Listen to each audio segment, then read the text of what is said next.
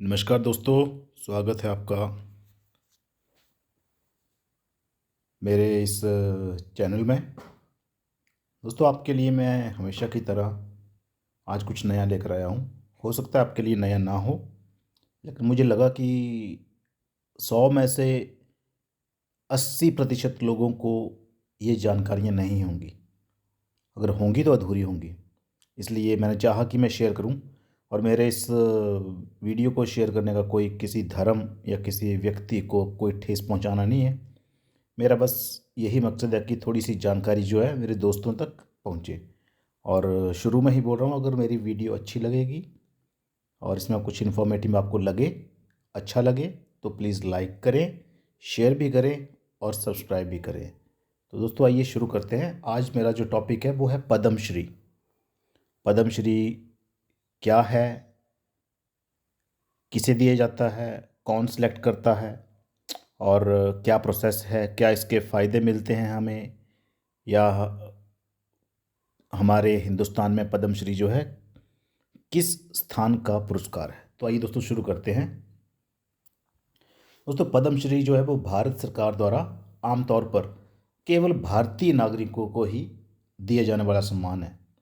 जीवन के किसी भी क्षेत्र में, जैसे एग्जाम्पल के लिए कला, शिक्षा, उद्योग, साहित्य, विज्ञान, खेल, चिकित्सा, समाज सेवा, या और कोई सार्वजनिक जीवन में कोई ऐसा विशेष योगदान दिया हो किसी व्यक्ति ने, ठीक है, तो उसे पद्मश्री दिया जाता है।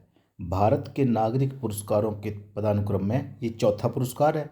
इससे पहले भारत रत्न सबसे पहले नंबर पे, फिर पद्म विभूषण और फिर पद्म भूषण आता है। इसके अग्रभाग पर दोस्तों पद्म और श्री शब्द देवनागरी लिपि में लिखे रहते हैं, जो पद्मश्री अवार्ड अवार्ड होता है इस पे।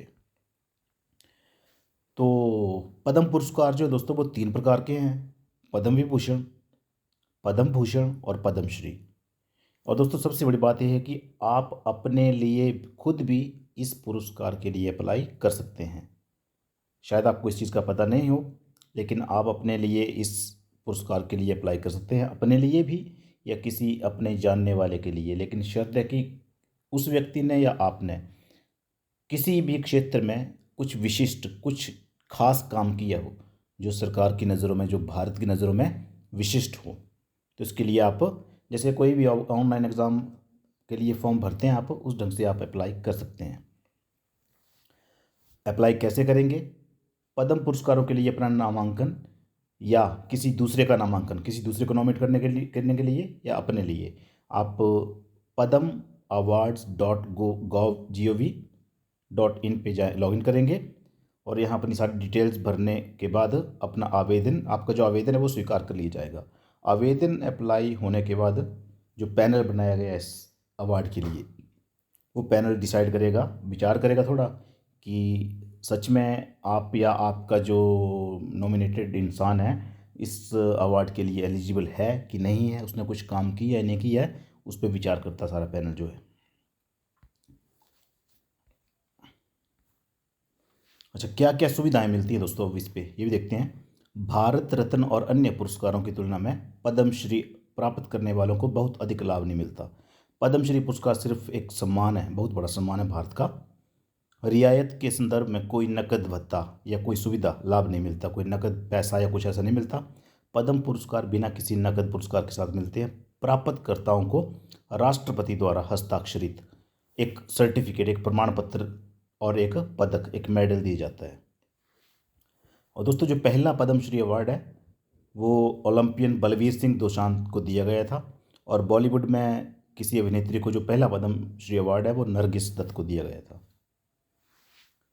आइए दोस्तों बात करते हैं जो 2021 में कुछ खास लोगों को, आम हैं लेकिन बहुत खास हैं, उन लोगों को पद्मश्री अवार्ड दिया गया है। जैसे इनमें एक नाम आता है हरेकला हजब्बा। दोस्तों, ये नाम है उस फल विक्रेता का जिसे राष्ट्रपति रामनाथ कोविंद ने देश के दूसरे सर्वोच्च नागरिक पुरस्कार पद्मश्री से सम्मानित किया है। कर्नाटक के मैंगलोर के 68 वर्षीय फल विक्रेता हजब्बा ने फल बेचकर एक प्राथमिक विद्यालय बनाया। देखो दोस्तों, इसने कुछ विशिष्ट काम किया है। फल बेच के इसने एक प्राथमिक विद्यालय बनाया और ग्रामीण शिक्षा में क्रांति ला दी। ग्रामीण लोगों को शिक्षा देने का ये काम करते हैं। हरेकला हजब्बा ने खुद कोई स्कूली शिक्षा नहीं पाई है, पर उनके स्कूल में अब 175 छात्र पढ़ रहे हैं। हरेकला की कहानी सोशल मीडिया ऐप पर वायरल हो रही है। लोग हरेकला को ढेरों लाइक और कमेंट कर रहे हैं। देखो, एक आम आदमी, लेकिन बहुत खास काम किया इस आदमी ने। उनको कैसे मिली प्रेरणा स्कूल खोलने की? दोस्तों, हजब्बा 1977 से बस डिपो में संतरा बेचते हैं। अनपढ़ हैं और कभी स्कूल नहीं गए। अपने गांव में शिक्षा में क्रांति लाने की इच्छा उनके मन में 1978 में तब आई जब एक विदेशी ने उनसे संतरे की कीमत पूछी। लेकिन उन्होंने पद्म पुरस्कार विजेता ने बताया कि क्योंकि मैं विदेशी के साथ संवाद नहीं कर सका, मुझे बुरा लगा और मैंने गांव में एक स्कूल बनाने का फैसला लिया। उन्होंने कहा, मैं केवल कन्नड़ जानता हूँ, अंग्रेज़ी या हिंदी नहीं। इसलिए मैं उदास था क्योंकि मैं विदेशी की मदद नहीं कर सका। मैंने अपने गांव में एक स्कूल बनाने के बारे में सोचा, बस यहीं से सब कुछ बदल गया। उन्होंने देखो दोस्तों, छोटी सी बात थी। विदेशी ने संतरे की कीमत पूछी और वो उनके साथ कम्युनिकेट नहीं कर पाए। इसलिए उनके मन में आया कि जैसे मैं अनपढ़ हूँ, मेरे गांव का कोई बच्चा या बुजुर्ग अनपढ़ ना रहे। दूसरा देखो दोस्तों, पुरस्कार जो मिला है हमारे अभी 2021 में, वो तुलसी गौड़ा जी को मिला है।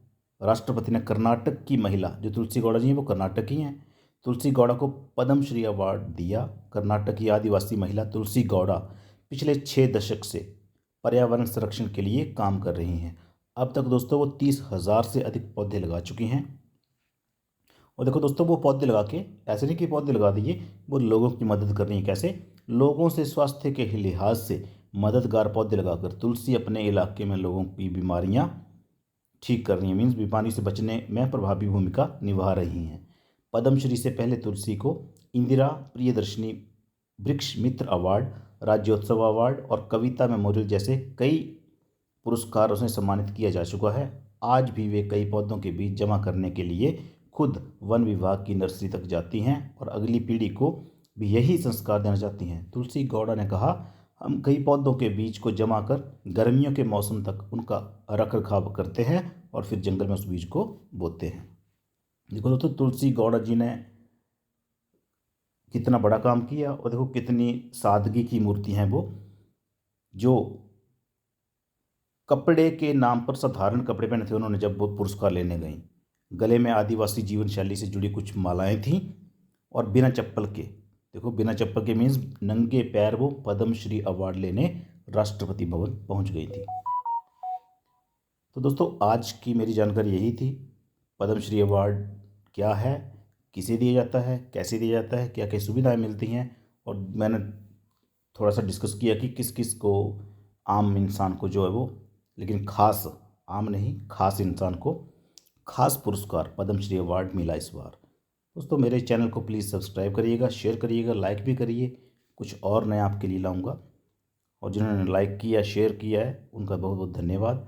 और अगर मेरी जानकारी में कोई कमी लगी हो, गलत हो कुछ, तो कृपया मुझे कमेंट भी करें और उसके लिए क्षमा चाहता हूँ। दोस्तों, मेरा मकसद किसी को कोई ठेस पहुँचाना नहीं है। धन्यवाद।